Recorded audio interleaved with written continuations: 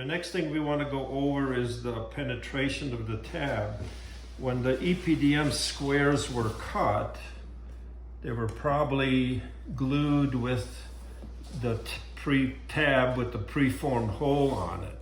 Now the position of it is the bottom of your tab is actually the bottom of your wall. So we still have 5 centimeters above the tab, because the overall centimeters you want to end up is about 25, 26 centimeters above the bottom. This is for the key height of the for the height of the retaining wall. And this is kind of key. We want the retaining wall at this height, whether you pull it up or the form helps you pull it up, because we need that height to prevent siphoning from water here to the soil on the outside. Right, so if it got bent over, So if it got bent over, then you can have a siphoning and you lose water. then you lose water effect. So this is kind of important. We want capillary influence, but not a siphoning influence, because your water level is going to be down here when it's charged at the bottom of the pipe. So this is kind of important. That's why it's also important that once the corners are folded, you have folds that are watertight.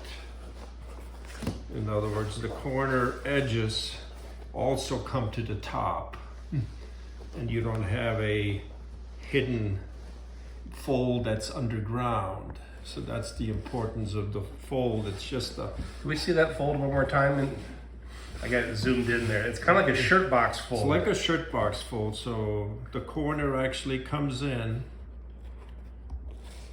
and then it comes across. Okay, so then they can clamp at the top of that triangle. You clamp this to the top. To the form. To the form, and this holds that corner in place. And this is inside the form, not the form inside the liner. Exactly. This is the inside of the form is on the outside. Yeah, the form's on the outside of the liner. Okay, I'll zoom back out. Yeah. So that's the corner. Yeah. So next we'll do what going through the hole. Right. So once it's clamped and the sand is filled to this level, and you walk the sand around it, then the fold is already held in place by the sand because of pressure on both sides. Yeah. And there's sand on both sides of the liner. Isn't it about 6 inches, about 15 centimeters to the side of the liner? Yeah. And then once it's at this level, then the form can be pulled out. Right. It really doesn't matter the distance here. We just want a uniform aggregate on both sides so the liner stays upright. It's pushing it on both sides. Once the form is removed. Okay. Now, on the penetration, when like I mentioned before, the tab is glued, but there is still an EPDM thing. So in the field, let me zoom in here. Let's look at this closely. I see it. In the field, use the hole of the tab as a guide and simply make a slice with a sharp knife. This is that crosshairs or pie cut that I've been referring to. So this is number 2 cut, and then half again, Yeah, from the outside in works best. And that way you keep like a pizza.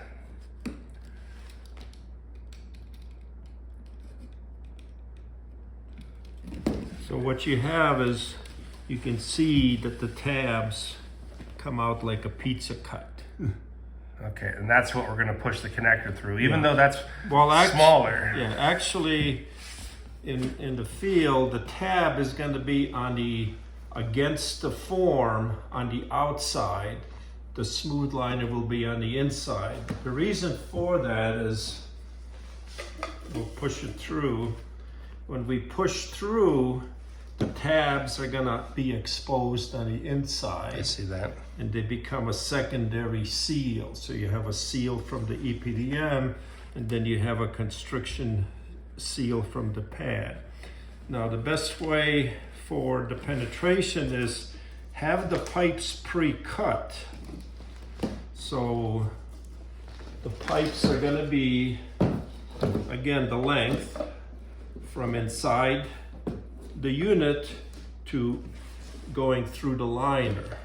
Right. There likely will be a coupler Right. or something to go to the 6 meters between these tree cells that we're building for this project. But the coupler, I usually like to couple on the outside. So let's pretend, so the way to penetrate is you can have the pipe upright. Oh, wait, let me zoom so we can see that, what you're doing there. You have the pipe upright, and you have your penetration, and then just push down. You get the stretch. There's a little cut here.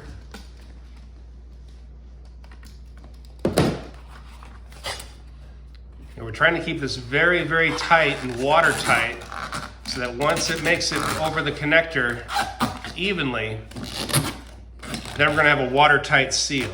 So it is some work, but it's very important work. So you can see the stretch is pipe. You can remove the tool and repeat on the other side. And once it's on a pipe, you can move it. Let's see those tabs close up here. Okay, that's how the pizza cut stretches. And the other side? And the other side, Okay, you have the penetration side. great. Okay. So this again is on the form, the outside, and you can then slide the pipe along the pipe Until you have the leg until you have to reach the chamber. well, this would be the chamber. On the inside of the cell. So it reaches the chamber on the inside of the cell. And this, And then we have to put our support blocks in. yeah. The other thing too that I want to bring to attention is the slough here. So you do want to make sure that this is vertical for the upright wall there. Right. And then the support block goes underneath, right near the upright wall. Yeah, so you can have a pad or a scrap EPDM square, and you can pre-cut this diameter, which is the bottom, About the 7 to the centimeters. chamber. This becomes a support ball. So when you have soil pressure, it doesn't move anywhere. Right. And we'd have that on the outside of the liner. You can use a brick, anything that can fit perfectly underneath that connector pipe. But by having it on both the inside and the outside, now we're not going to rip and tear on this connection of that penetration through the EPDM liner. And this could be a rock. So from here on, between the cells, you have your union, and this would be glued. And then your long connector pipe to the next cell, and the process repeats itself. Okay. So this is why it's easier if these pipes are pre-cut to the proper size. You don't have to worry about A long connector coming in. Connector coming in. Yeah. You have a short stub. Bring it to the wall. Can you connect that coupler again too?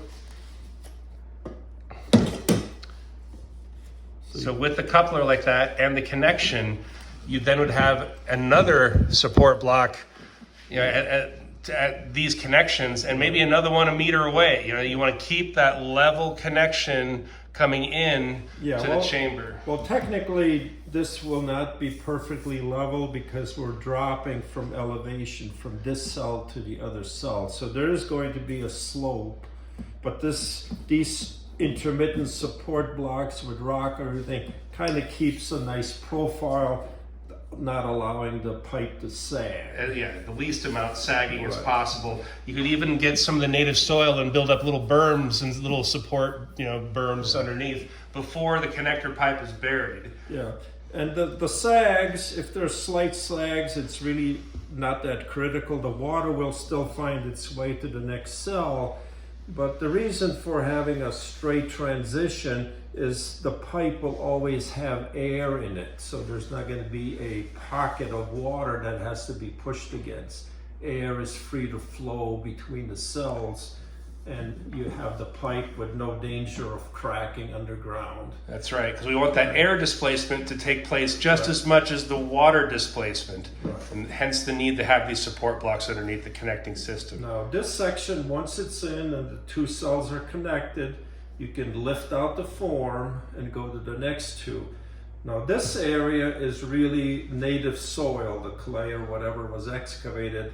You can fill this up to the trench and you're set to go. Yeah, as long as we have our 15 centimeters of sand outside the liner up to finished grade, then native soil. That way the plant roots are going to go up, over, and then they can expand into native soil over time. So, all right, that's 10 minutes. Let's cut that video for now. I hope that's helpful for you guys. Okay.